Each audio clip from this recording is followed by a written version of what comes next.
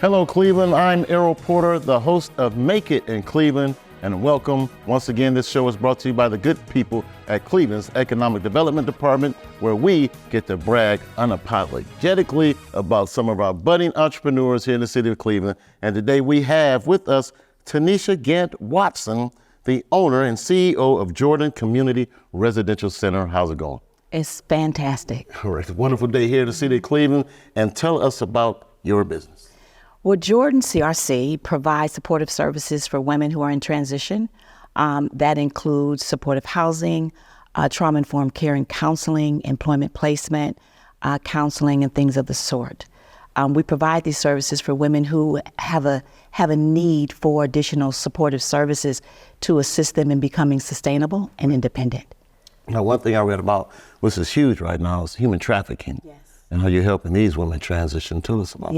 Yes. Oh, absolutely. Well, Ohio is like the fourth in the states for human trafficking. And because of the need to provide services for women who are escaping situations that they have found themselves in, we're able to provide them the services holistically that help to heal from the trauma that has happened and also give them the tools to, again, be sustainable and independent. Now, explain to our listening audience, our viewing audience, about holistic healing if they're not familiar with it. Yes, so we provide spiritual support. Mm-hmm.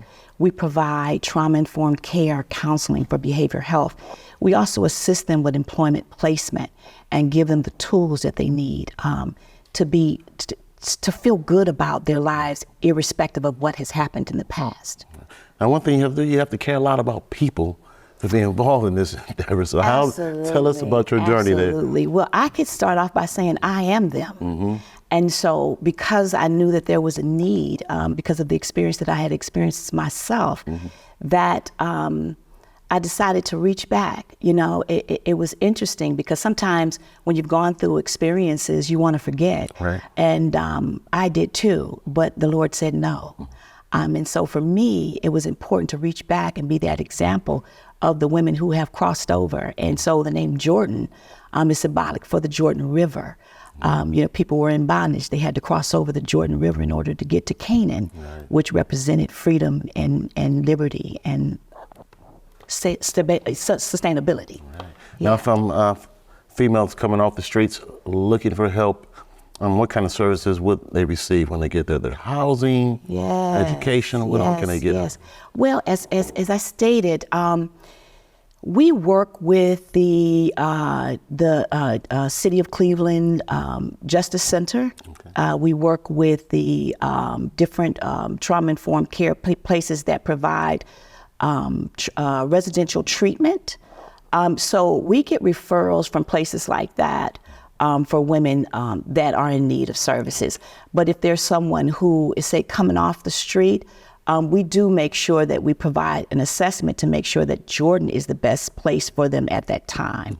When they're struggling with substance use disorders and things of that nature, we want to make sure that they're stabilized so that we can give them what they need, again, holistically, and that they're in the right place at the right time. Your statement, you are them, mm-hmm. as you stated.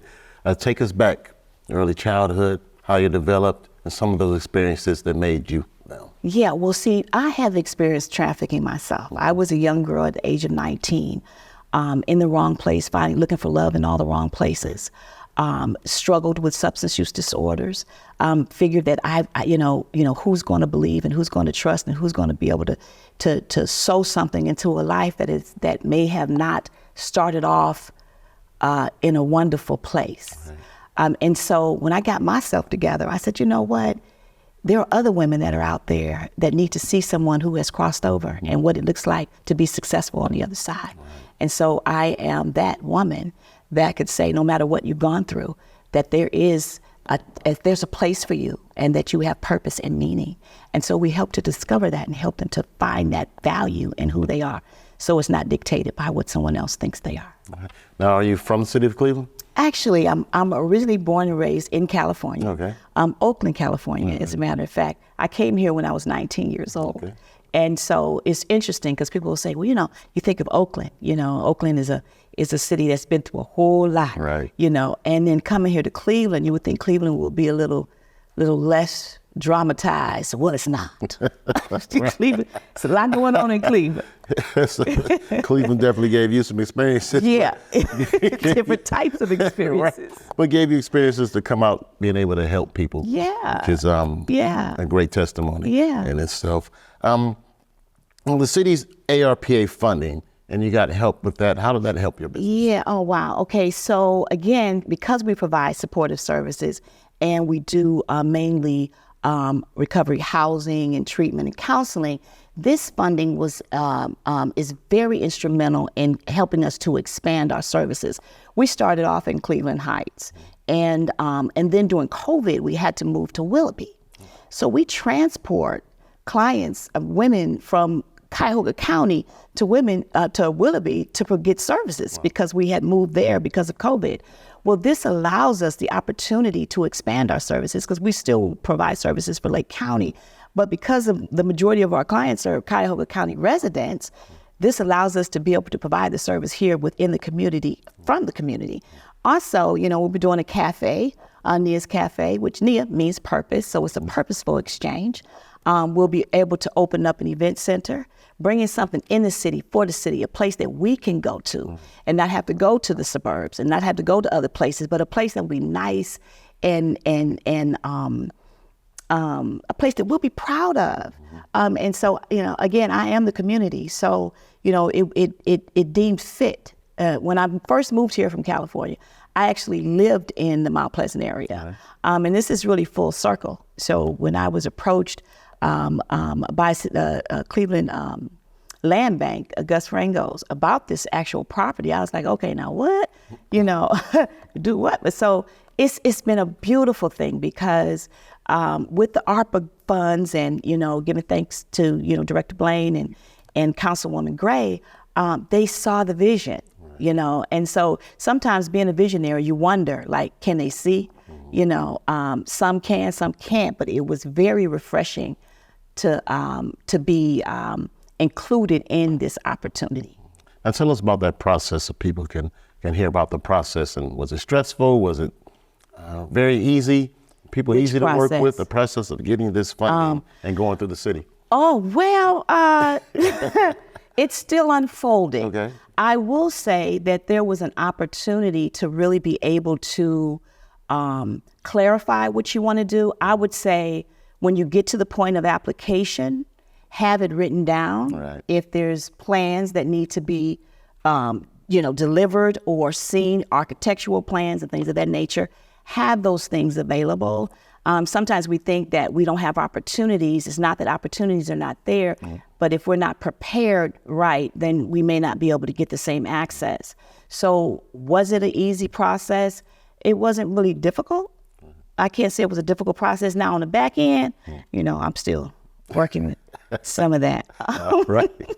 Now, yeah. One thing I'm big on is success stories. That's what we have you here now. Tell us about, maybe not mention any names, but someone who came through your place and the transition they made, how they're doing now, it makes you, just warms your heart. Wow. Okay, well, there's one young lady, she was a nurse, actually, and she fell on hard times. And, sometimes we have a perception of what women in transition or who have experienced human trafficking or substance use or have challenges with behavioral health look like, right, And so she was a nurse, and she came to us in dire need, had experience in all three of those categories. Didn't think that she would ever be able to get back on her feet. Well, right now she has her nursing degree again. She's got her own car, got her own house. She's back in the field, and she's now actually being degreed as a licensed practical clinical counselor. So that's just one of them, but there are many. That's awesome. That's awesome. Now, see your big rock on your finger over there. It looks really nice. Tell us about family. Tell us about your family, how you juggle being a CEO and family life and what that takes. Yeah, well, okay. It does take balance. I would say that my relationship with God gives me a clear understanding or ability to discern where I need to be, and getting cues. Like when my body says, I'm tired, let me rest. When my husband say, hey, where you been? Let me spend time. And so being able to balance that out, and being very discernful that even though I'm spread thin, knowing when I need to retreat and get what I need first is important, so that I can give what my loved ones and my staff what they need as well. Now, let's talk about that and being able to pull back and then understanding the challenges and barriers. You've been an African-American woman in business. Tell us about some of those barriers that you had to break down. Yeah, and so that's a good question. Some of the barriers have been racial, and also dealing with stigma. What I found, though, is that when you have been given something meaningful, that really nothing can stop it if it's ordained by God. And I say that not in a loose term, but there are people that have been strategically placed in the marketplace and in the business arena that are opening doors for people like us. Right. So even though there may have been some different challenges, they just still provided opportunity for me to really see God move in the midst of it. So yeah, it's all good. All right, it's all good. And talk to our people out there. Someone wanted to go into business or maybe do something like you're doing. Give them some advice. Well, I would say first, write the vision down and make it plain. Answer the 5 W's and the H. What, when, where, why, how. Those things are important. Find a mentor. Be willing to come up under a larger agency and learn. Be humble, because if you knew it all, you'd be where you want to be. But be humble enough to be able to receive what you need to receive from someone else, and don't take everything personally. No one's really out to get you. But be aware that, sometimes when you're coming in to different business environments, if you're confident, if you move on a certain level, you may be seen as a threat. However, when you're doing it in love and you're humble enough, it kind of, brings the guards down a bit and say, we are really all here as African Americans. We're here. We should be building one another up. No one is a specialist in every area. Some of us are more keen and skilled in certain areas, and being able to come together and bring that collaborative together of gifts and talents and abilities only creates a greater economic development and opportunities for us. Right. Now, are you focused on Northeast Ohio or expanding? Well, we're actually expanding now. We've had opportunities in different states to come and do this model in different places. And I've been kind of like a little apprehensive. Reason being, I want to do this well first before I, move into a different area. And the whole thing is a social enterprise, is what it is. It's being able to provide that service for our agency, creating sustainability for us, however, creating sustainability for families as well and communities. Now with the Jordan Community Residential Center and Tenisha Gant-Watson, what's the end game for you? Where do you want to see yourself in the future? I would say the end game, is there one? Mm-hmm. Because, as long as I'm creating, I'm living. Right. And so I don't know where it ends. I know there are times I'm like, I don't want to do nothing else, mm-hmm. right? However, the way I'm wired, I'm always looking for an opportunity to make something better. And to provide support needed to make us better as a people, and just being able to give love. I don't know if there's an end to that. Right. Good stuff. So where can people, give me phone numbers and where can people reach you guys? Oh, absolutely. Our phone number is 216-441-2496. Our website is Jordan, Jordan, like the River Jordan, the number 4, change, CHANGE.org. All right. Hey, Ms. Watson, we want to thank you so much for the services you provide to our community, and I hope you do get bigger and get to save lives all over the world. Yeah, thank you. We appreciate you, and as long as God is in the mix, it's always going to be successful. So once again, another successful entrepreneur here in the city of Cleveland, brought to you by Cleveland's Economic Development Department. We want to thank you for joining us here at Cleveland TV 20 Studios. We want to thank the mayor, Justin Bibb, Kathy Allen, and the rest of the City of Cleveland TV 20 television crew. I am Earl Porter, and we are Cleveland.